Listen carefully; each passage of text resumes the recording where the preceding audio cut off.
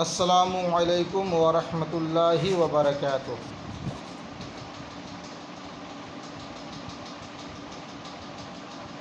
اللہ کا بہت بڑا انعام ہے آپ لوگوں پر کہ آپ لوگ مشکوٰۃ المصابیح جیسی عظیم ترین کتاب پڑھنے جا رہے ہیں۔ مشکوٰۃ المصابیح نہایت ہی عظیم کتاب ہے فن حدیث میں۔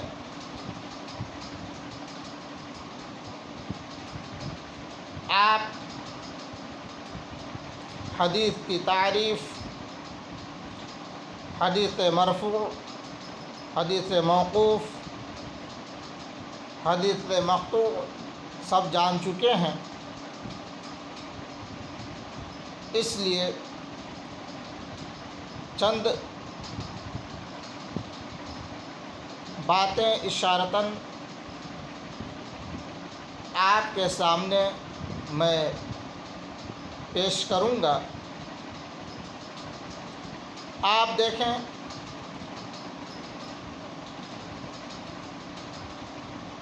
مشکوٰۃ شریف کی کتاب آپ کے سامنے ہے۔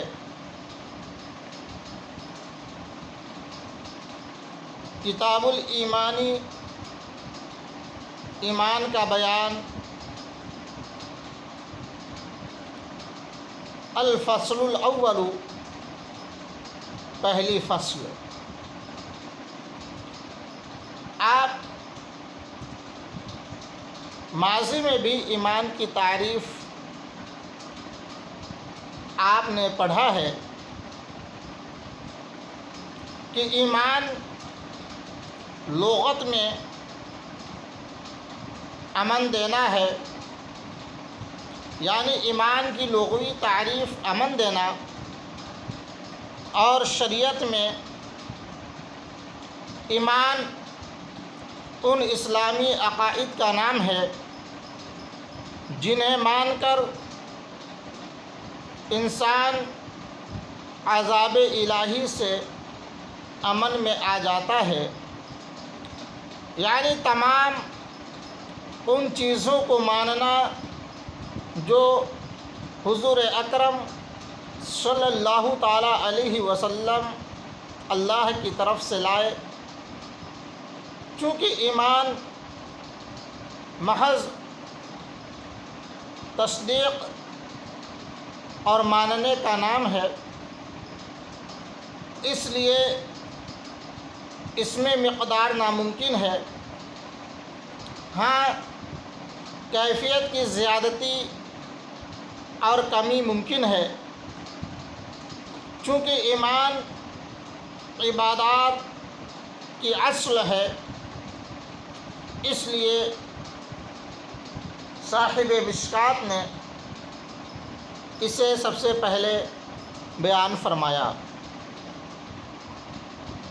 عن عمر بن الخطاب رضی اللہ عنہ قال بینما نحن عند رسول اللہ صلی اللہ علیہ وسلم ذات یوم اذ طلع علینا رجل شدید بیاض الثیاب وشدید سواد الشعر لا يرى عليه اثر السفر ولا يعرفه منا احد حتى جلس الى النبي صلی اللہ علیہ وسلم فاسند ركبتيه الى ركبتيه ووضع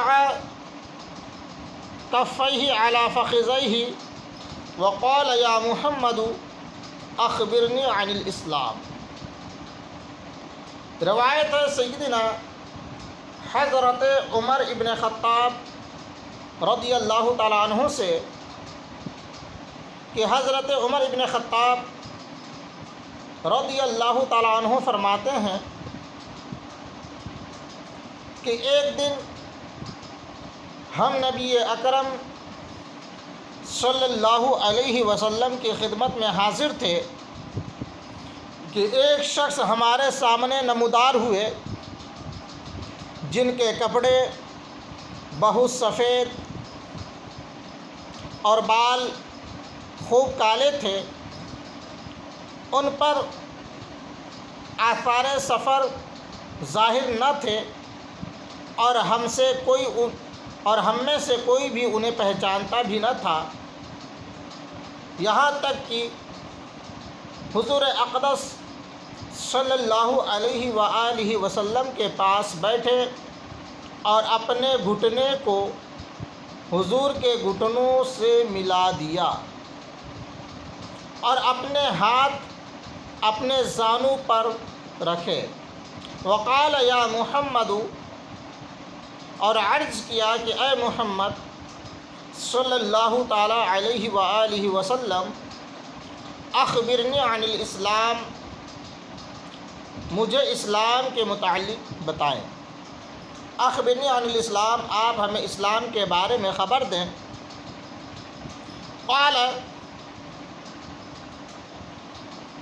تو رسول اکرم صلی اللہ علیہ وسلم نے فرمایا، الاسلام ان تشہد اللہ الہ الا اللہ وان محمد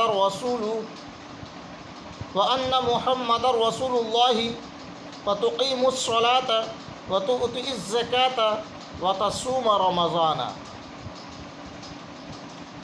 تو رسول اکرم صلی اللہ علیہ وسلم نے فرمایا کہ اسلام یہ ہے کہ تم گواہی دو کہ اللہ کے سوا کوئی معبود نہیں اور محمد صلی اللہ علیہ وآلہ وسلم اللہ کے رسول ہیں، اور نماز قائم کرو اور رمضان کے روزے رکھو،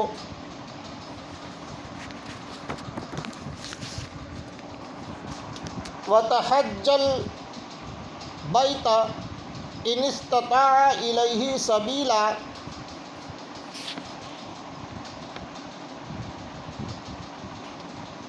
کعبہ معظمہ کا حج کرو اگر وہاں تک پہنچ سکو۔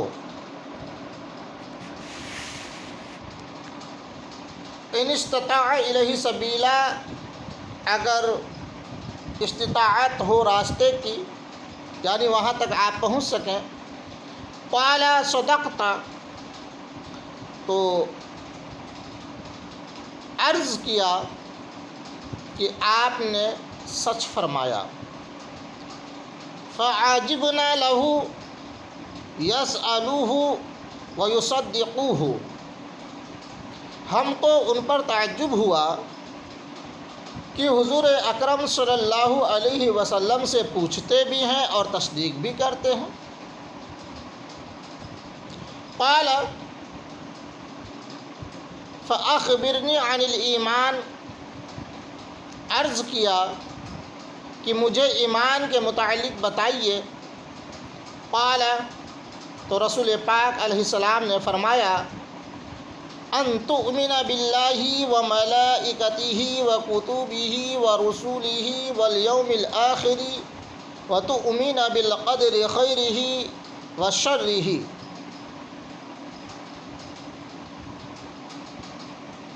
تو رسول پاک علیہ السلام نے فرمایا کہ اللہ اور اس کے فرشتوں، کتابوں، اس کے رسولوں اور آخرت کے دن کو مانو، ایمان لاؤ، اور تقدیر کی اچھائی کو مانو اور تقدیر کی برائی کو مانو۔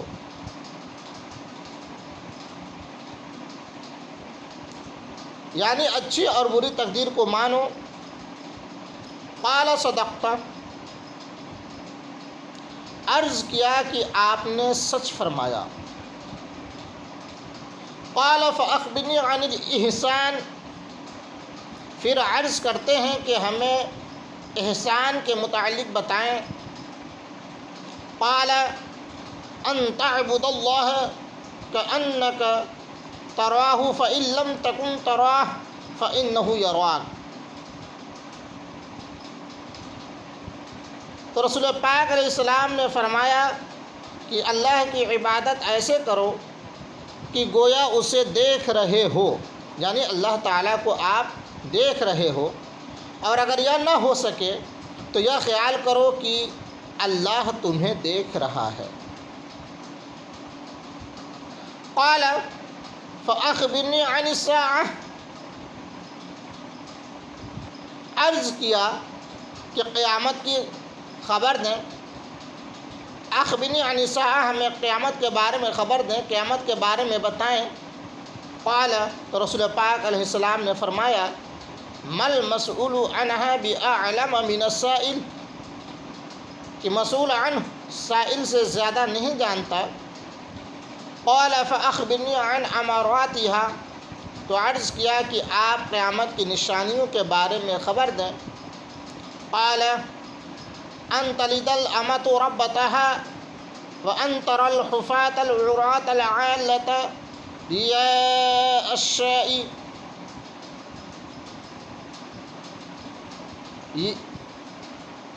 يتطاولون في البنيان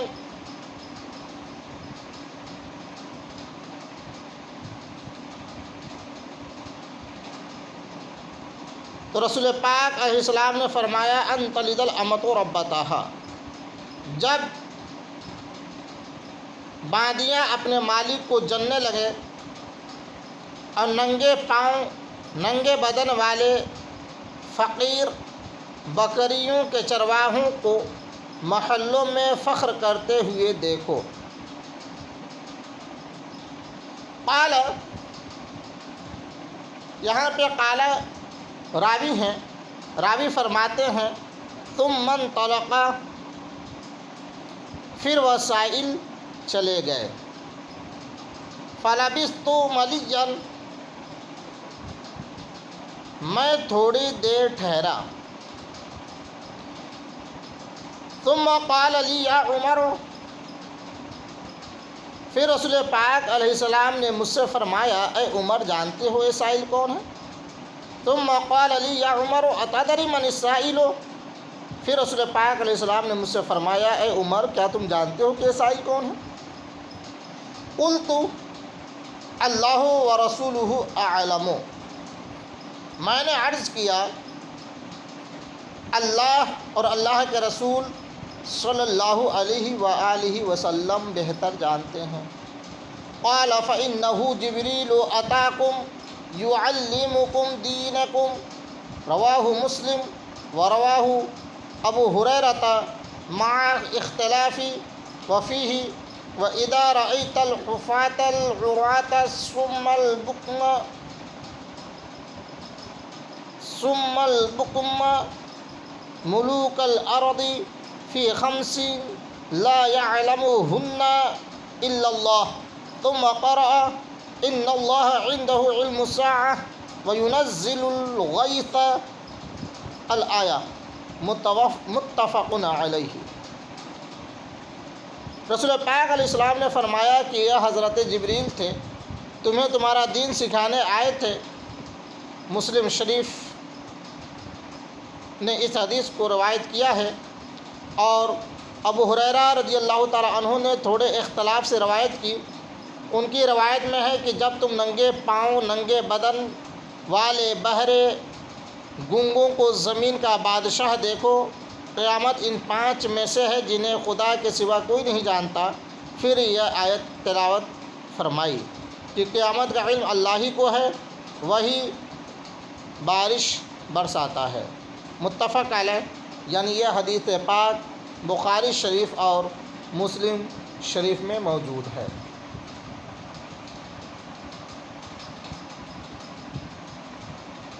حضرت جبریل علیہ السلام جو انسانی شکل میں حاضر ہوئے تھے، جیسے بی بی مریم کے پاس مرد کی شکل میں گئے۔ فرشتہ وہ نورانی مخلوق ہے جو مختلف شکلیں اختیار کر سکتی ہے۔ جن وہ آتشی مخلوق ہے جو ہر قسم کی شکل بن جاتی ہے، مگر روح وہی رہتی ہے، لہٰذا یہ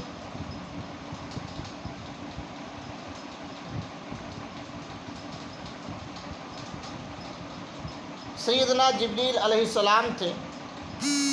جو رسول پاک علیہ السلام کی بارگاہ میں حاضر ہوئے تھے، یعنی وہ مسافر بھی نہیں تھے اور نہ ان کے بال لباس غبار میں ملبوس تھے کہ یہ خیال کیا جائے کہ کوئی مسافر ہوں۔ یہ بھی بات آپ سمجھیں کہ سیدنا جبریل علیہ السلام کے بال کالے تھے، کپڑے سفید، یہ سب کے سب شکل بشری کا اثر تھا، ورنہ وہ خود نوری ہیں۔ سیدنا جبریل علیہ السلام نور ہیں، چونکہ فرشتے نور سے پیدا کیے گئے، لباس اور سیاہ بالوں سے وہ بری ہیں۔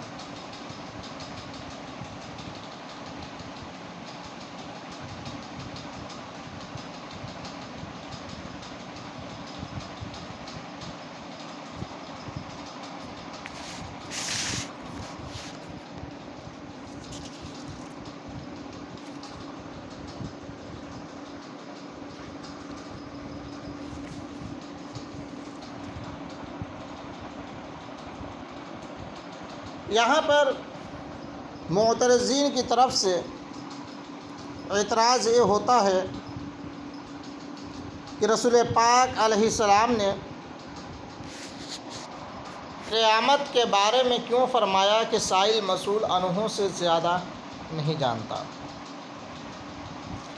اگر رسول پاک علیہ السلام کو قیامت کا علم ہوتا تو ضرور بتاتے، لیکن یاد رکھیں کہ قیامت کا علم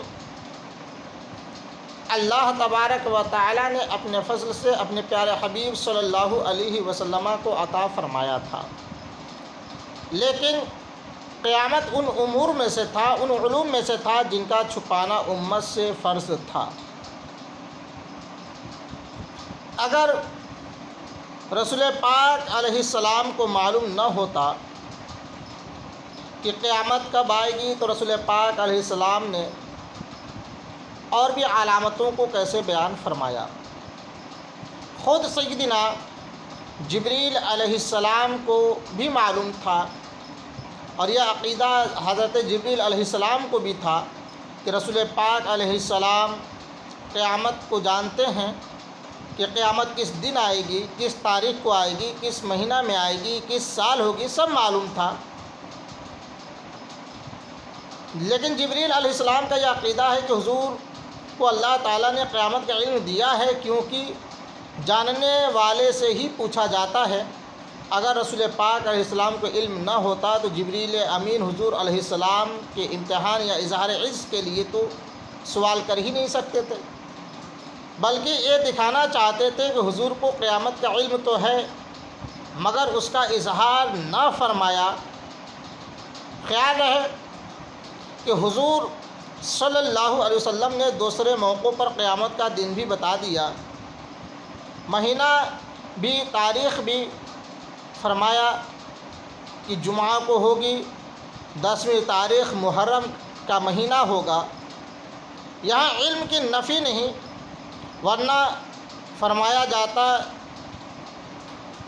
لا اعلم، تو رسول پاک علیہ السلام نے لا اعلم نہیں فرمایا کہ میں نہیں جانتا، بلکہ زیادتی علم کی نفی فرمائی کہ سائل مسئول عنہ سے زیادہ نہیں جانتا، یعنی اے جبریل تم بھی جانتے ہو کہ یہ ان علوم میں سے ہے کہ امت سے چھپانا فرض ہے، یعنی اس کا مجھے تم سے زیادہ علم نہیں۔ مقصد یہ ہے کہ اے جبریل یہاں لوگوں کا مجمع ہے اور قیامت کا علم اسرار الہیہ میں سے ہے، یہ راز مجھ سے کیوں فاش کراتے ہو؟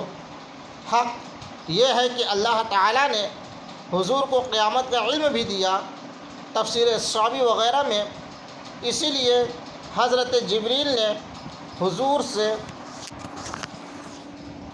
یہ سوال کیا کہ علم قیامت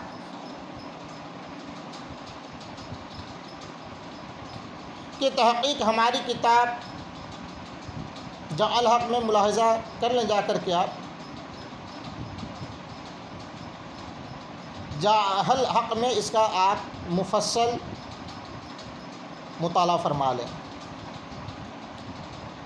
آپ کا وقت آج زیادہ ہو گیا، آپ نہایت اطمینان سے اس کا مطالعہ فرمائیں رسول پاک علیہ السلام کو قیامت کب آئے گی، کس سال میں آئے گی، کس وقت آئے گی، سب کچھ معلوم تھا، مگر یہ اسرار الہیہ سے تھا، اس کا چھپانا ضروری تھا۔